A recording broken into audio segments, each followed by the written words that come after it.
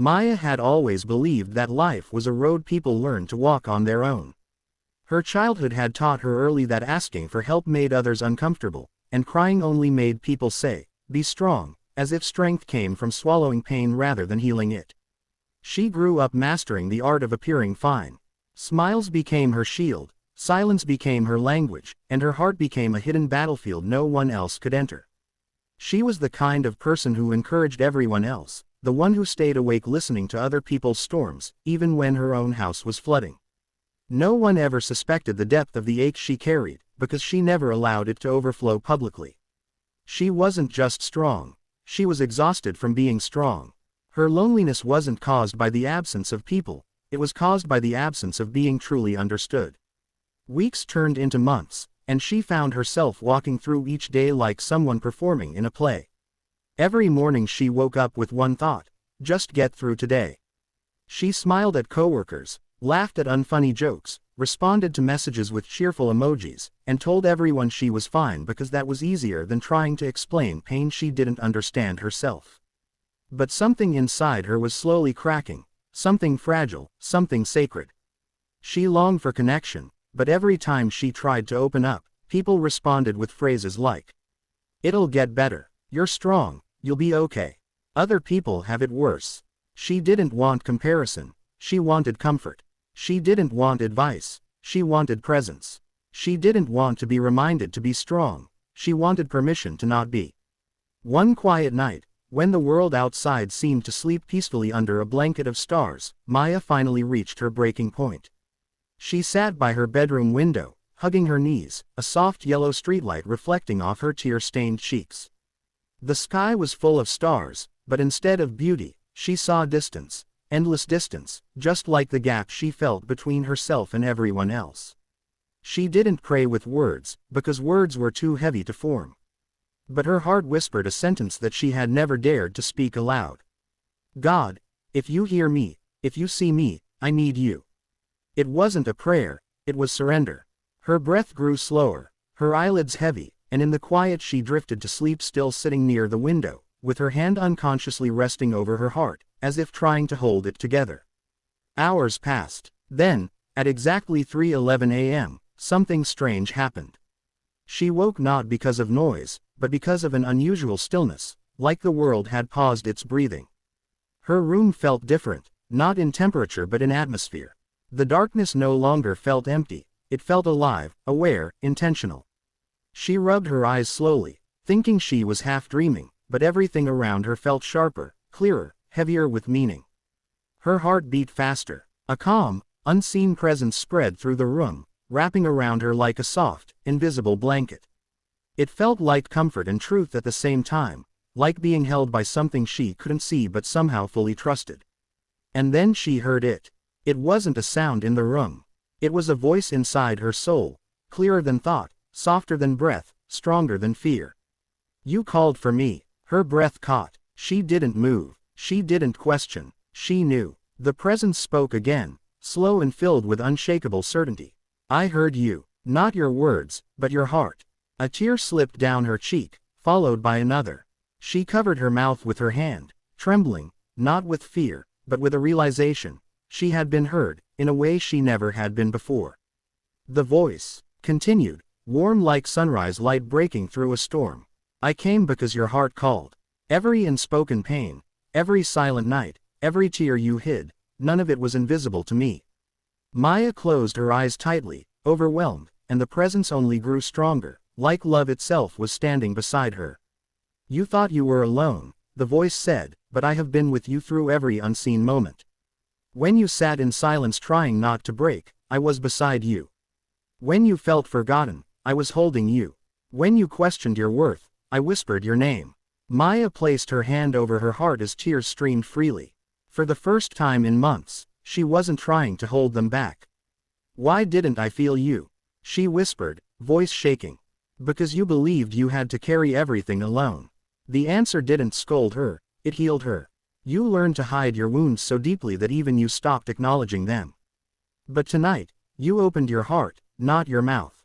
That was enough." She inhaled shakily, feeling as though something heavy inside her was loosening. "Are you really here?" she asked, barely audible. I have always been here. You are not awakening me, I am awakening you.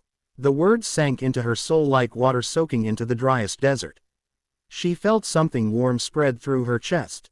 Not like heat, but like peace, filling cracks she didn't know how to mend. She didn't understand how, but she knew that whatever was speaking to her was real, more real than anything she had ever felt. The voice continued, gentle yet filled with power. You do not have to prove your strength to deserve my love. You do not have to pretend to deserve my presence. I am not with you because you are perfect. I am with you because you are mine. More tears fell. These were not tears of breaking, but of being found. She took a slow breath and whispered, please, don't leave me. The room seemed to glow with unseen light as the answer came. I have never left you. Tonight, you simply stopped running from me. In that moment, Maya realized something life-changing. She was not forgotten. She was not invisible. She was not alone. Her heart had called, and God had answered. The next morning, sunlight touched Maya's face before she opened her eyes. It wasn't the intrusive kind of brightness that usually annoyed her on difficult mornings. It felt warm, like a gentle reminder that she was still here, and that today was not yesterday. She sat up slowly and looked around her room. Nothing had physically changed. Same shelves, same unwatered plant in the corner, same unfinished to-do list pinned to the wall, but the air felt different. The heaviness she was used to waking up with, the invisible weight always pressing against her ribs, was lighter, almost like someone had lifted the boulder she'd been carrying for far too long. She pressed her palm to her chest, waiting to see if the ache would return. It didn't. A soft, teary smile formed, not because everything was suddenly perfect, but because she finally believed healing was possible. As she got ready, she noticed things she had ignored for months: the color of the sky through her window, the softness of the morning breeze, and the way her shoulders naturally relaxed instead of tensing. She brushed her hair with a gentleness she rarely gave herself, as though she could not mistreat someone who was loved by God. When she made tea, she inhaled the aroma and marveled at something she used to rush past. Her thoughts didn't spiral into dread or loneliness, instead they whispered. You're still here, you're still breathing, and you're not alone. At work, people noticed it instantly. Her coworker Helen blinked twice and finally blurted out, Maya, you look different. Did something good happen? Maya opened her mouth, then hesitated. She could not explain it without feeling like holy ground might be mishandled. She gave a small, soft smile. I rested, she said. It was only part of the truth, but it was enough. No one else knew that rest didn't mean sleeping. It meant letting God hold the parts she had always carried. Throughout the day, her mind returned to the voice she had heard. She wondered if it would speak again, if she would ever feel that warmth so strongly, or if last night was a one-time mercy. Her fear tried to whisper, maybe it won't come back. Maybe that was your only moment. But something inside her gently responded. Real love doesn't leave. That night, she returned to her window, not because she felt broken, but because she felt drawn, like a flower turning toward the sun. She sat quietly and closed her eyes. Her lips didn't move, but her heart spoke. Are you still here? She didn't have to wait long. The same warm presence filled the room, not rushing, not fading in slowly, but steady, as though it had been there long before she asked.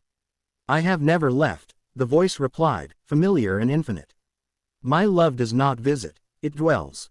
Maya closed her eyes as tears glowed beneath her lashes, not from sadness, but from a joy so gentle it didn't ask permission, it simply settled. She whispered, what do you want me to do now? There was a pause, not of hesitation, but of meaning. Walk forward, not backward. Maya felt those words touch a part of her soul she often ignored, the part that replayed old hurts and allowed regrets to define her worth. How? She asked quietly. Stop feeding what wounded you, the voice said. Release what you cannot change, forgive what you cannot undo, and trust me with what you cannot see. Her breathing slowed. She let those words rest inside her like seeds. But it isn't easy, she whispered. Healing is not easy, the voice answered. But it is possible, with me. Maya opened her eyes. But what if I fall again? Then I will lift you again. She swallowed hard. What if I feel alone again? Call me before the pain grows silent. She exhaled. What if I'm not strong enough? You do not have to be. I am. Silence filled the room. Not empty silence, but meaningful silence, like the pause after a truth that needs time to land. After a moment, the voice continued, softer than before. You have carried guilt that was never yours. You have apologized for being hurt. You have tried to earn love by burning yourself. That ends now. Maya's breath trembled. The voice became even gentler. Child, stop believing you are not enough. When I formed you, I called you purposeful. When I breathed life into you, I called you mine. When you suffered, I did not turn away. When you doubted your worth, I stayed. Maya placed her hand over her heart, remembering every time she thought God had been silent, realizing now that silence did not equal absence. She whispered, "So, I matter. You mattered before you were born." Her tears finally fell, slow, grateful, unbroken. The voice continued, "You were allowed to rest. You were allowed to heal. Not everyone will understand your journey, but I do, not because I watched it, but because I walked it with you." Maya felt something shift so deeply inside that she understood life would never be the same. She picked up her journal and began to write, not out of habit, but out of revelation. I am learning to breathe again. Not like someone trying to survive, but like someone allowed to live. I will no longer hide my wounds. I will no longer apologize for feeling. I was never alone. I just never knew how to listen. As she closed her journal, the voice spoke one final message. Call me not only in sorrow, but in joy. Not only in fear, but in gratitude. Not only when you break, but as you rise.